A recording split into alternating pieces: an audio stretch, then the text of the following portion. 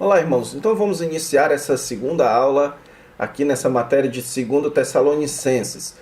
Nessa aula eu quero com vocês fazer aquilo que geralmente nós fazemos e qualquer comentário bíblico vai fazer também, antes de começarmos uma análise do texto de 2 Tessalonicenses. É estudarmos uma introdução a essa carta do apóstolo Paulo, ok? Então, o que seria uma introdução? A introdução seria a gente analisar e aprender algumas informações a respeito do livro que são muito importantes para que a gente possa entender as partes do livro, ou seja, para que a gente possa entender o texto de 2 Tessalonicenses. São informações especialmente relacionadas ao contexto da escrita do livro, ok? Pois essas informações elas são fundamentais para que a gente entenda cada texto que nós vamos analisar aqui nessa matéria, certo? Agora, antes de nós começarmos essa introdução, eu gostaria apenas de lembrar um detalhe que eu mencionei com vocês na aula anterior, na aula de apresentação da matéria. O detalhe é que essa nossa matéria, ela é voltada para o quesito ministerial, certo? Nós não estamos aqui voltados especialmente para as questões acadêmicas. Isso significa que nós vamos focar nas informações importantes para que você entenda o texto e ensine o texto, especialmente no contexto da sua igreja, ok?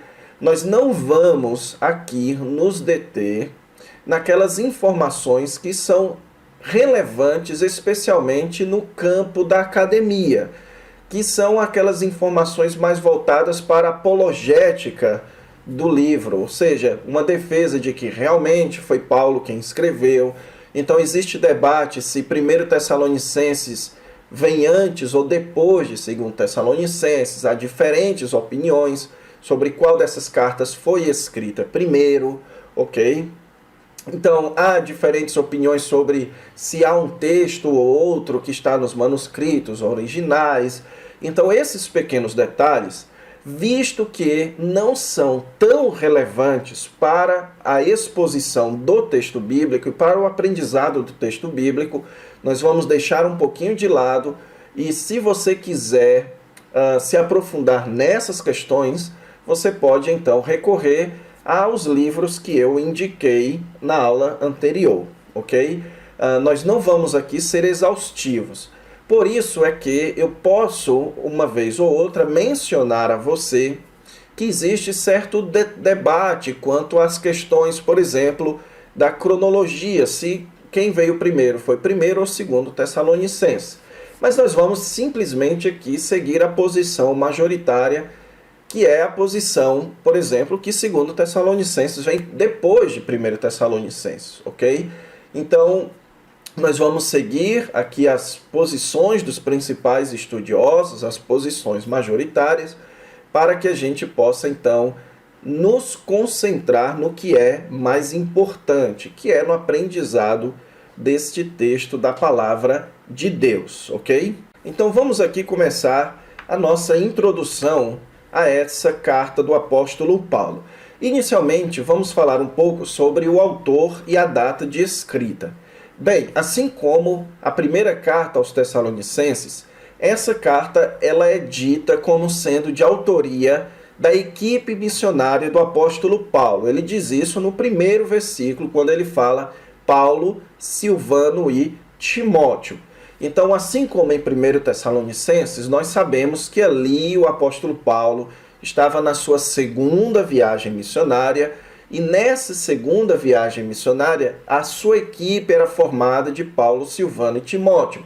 Eles saíram da Ásia, foram então para a região da Macedônia e visitaram algumas cidades, e quando eles foram para Corinto, Timóteo foi para Tessalônica e Silvano foi para outras cidades ali da Macedônia, especialmente a cidade de Filipos, ok?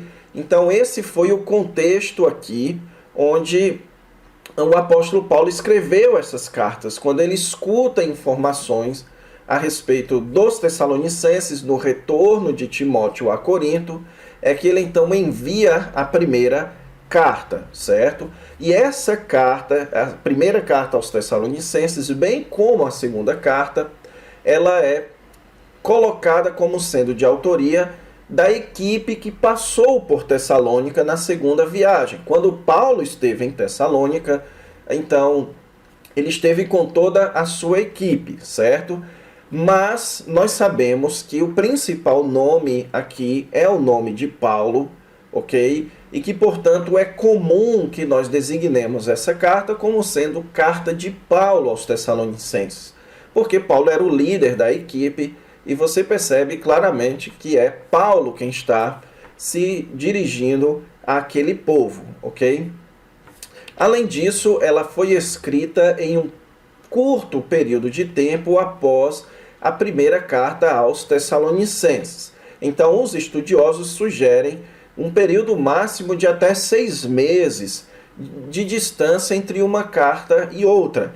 Isso porque os assuntos dessas cartas são muito parecidos e a equipe ainda estava em Corinto. Então, se a equipe estava ali em Corinto, isso significa dizer que não foi uma diferença de pelo menos um ano entre uma carta e outra. Como a equipe ainda estava em Corinto, então o período entre a escrita da primeira e da segunda carta não foi tão longo assim, ok? E o assunto da segunda carta ainda é muito parecido com o da primeira carta, apenas com algumas exceções. Então o apóstolo Paulo vai falar muito a respeito de erros doutrinários quanto à vinda de Cristo, o que parece ter sido então um desdobramento da primeira carta. Ainda havia dúvidas quanto ao assunto que Paulo tratou na primeira carta. Tudo isso mostra que a distância da escrita de 2 Tessalonicenses é curta para a escrita de 1 Tessalonicenses. Então, só comentando aqui, como eu falei, existe certo debate quanto a quem veio primeiro, se é 2 Tessalonicenses ou 1 Tessalonicenses. Mas os argumentos para dizer que 2 Tessalonicenses vem primeiro, eles são inconclusivos, ok? Você pode recorrer então ao livro Introdução ao Novo Testamento, de Carson, Moore e Morris, e ver ali uma defesa para a prioridade de 1 Tessalonicenses. Então, Daniel Wallace, na sua obra New Testament Introductions and Outlines, então, a sua obra sobre as introduções do Novo Testamento, ele sugere o ano de 50 depois de Cristo como sendo o ano da escrita, ok? Então, o ano de escrita sugerido para 2 Tessalonicenses é ali o ano 50 depois de Cristo. Agora, a ocasião. O que ocasionou a escrita dessa carta? Então, como eu disse a vocês, essa carta foi escrita quando a equipe estava novamente reunida em Corinto. Isso é dito lá em Atos capítulo 18, versículo 5. Então, o que aconteceu? A primeira carta ela foi produzida pelo retorno de Timóteo a Corinto. Então, Paulo enviou Timóteo para Tessalônica para ele ver como aquela igreja estava. Então, Timóteo volta com as notícias para Corinto. Então, a equipe estava toda reunida ali na cidade de Corinto, ok? E então, o apóstolo Paulo, no capítulo 2, versículo 2, parece sugerir aqui uma informação posterior a essa chegada de Timóteo,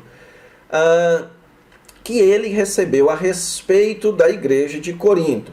No capítulo 2, versículo 2, ele diz que não vos demovais da vossa mente com facilidade, nem vos perturbeis, quer por espírito, quer por palavra, quer por epístola, como se procedesse de nós, supondo tenha chegado o dia do Senhor, ok? Então, o que nós percebemos aqui? Em primeiro lugar, nessa segunda carta, a ênfase parece ser na correção deles. Não há uma ênfase mais tão grande na defesa do apóstolo Paulo e nem tão grande assim quanto a a perseverança deles na fé diante das perseguições. Isso foi muito forte na primeira carta.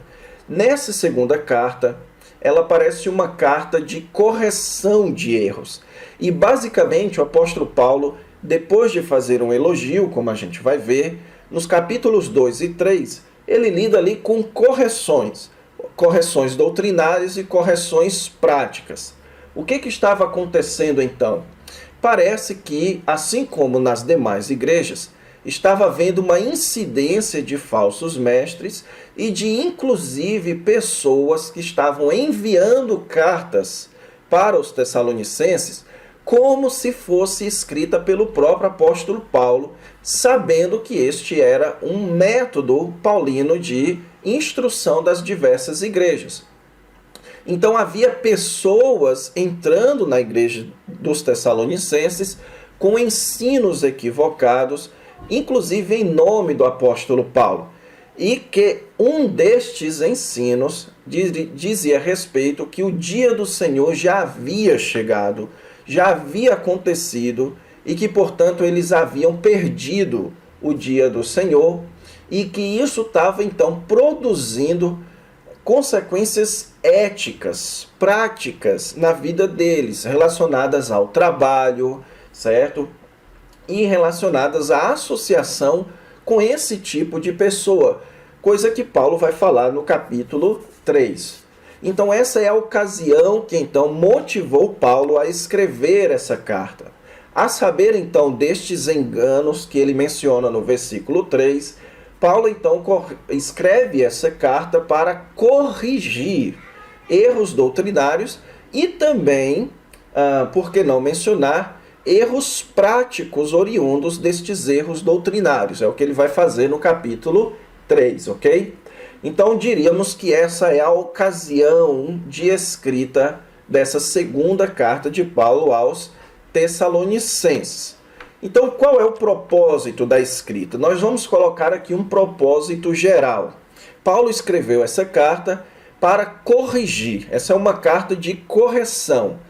Corrigir enganos que foram infiltrados na igreja a respeito do dia do Senhor. Estes enganos tanto tinham um cunho doutrinário quanto um cunho ético, ok? Um cunho prático, que vão ser os assuntos do capítulo 2 e do capítulo 3. E também Paulo toca sobre isso no capítulo 1 também. Então esse é o propósito geral, realizar correções quanto às doutrinas e práticas relacionadas ao dia do Senhor.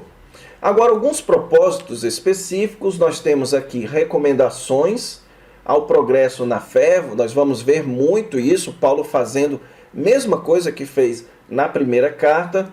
Então, aquela era uma igreja nova, aquela era uma igreja recém-fundada, Paulo então vai recomendá-los a progredirem ainda mais na fé e corrigir abusos baseados nos erros doutrinários quanto à vinda de Cristo. Isso é especialmente marcante no capítulo 3, ok? Então ele vai corrigir as questões do dia do Senhor, além de recomendá-los no progresso e além de corrigir estes abusos, certo? Então, mediante disso, vamos ver o nosso esboço, como nós vamos estudar o livro de 2 Tessalonicenses. Nós vamos ver então 5 sessões. A saudação, capítulo 1, versículos de 1 a 2.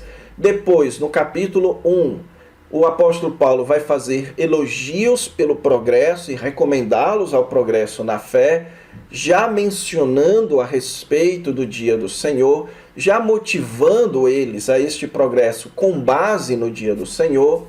Em terceiro lugar, fazer correções quanto a erros doutrinários recentes, capítulo 2, versículos de 1 a 12.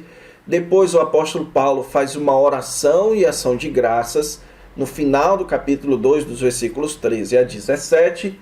E então ele vai fazer exortações para o crescimento futuro dos Tessalonicenses no capítulo 3, ok?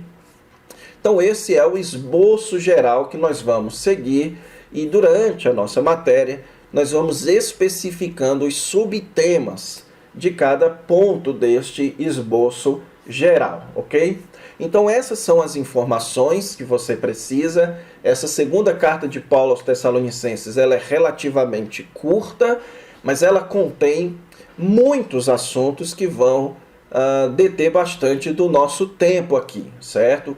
Ela tem muitas informações escatológicas, no que diz respeito ao futuro da igreja, certo? Informações quanto ao anticristo, informações quanto à apostasia, informações quanto ao que precisa acontecer para a chegada do dia do Senhor.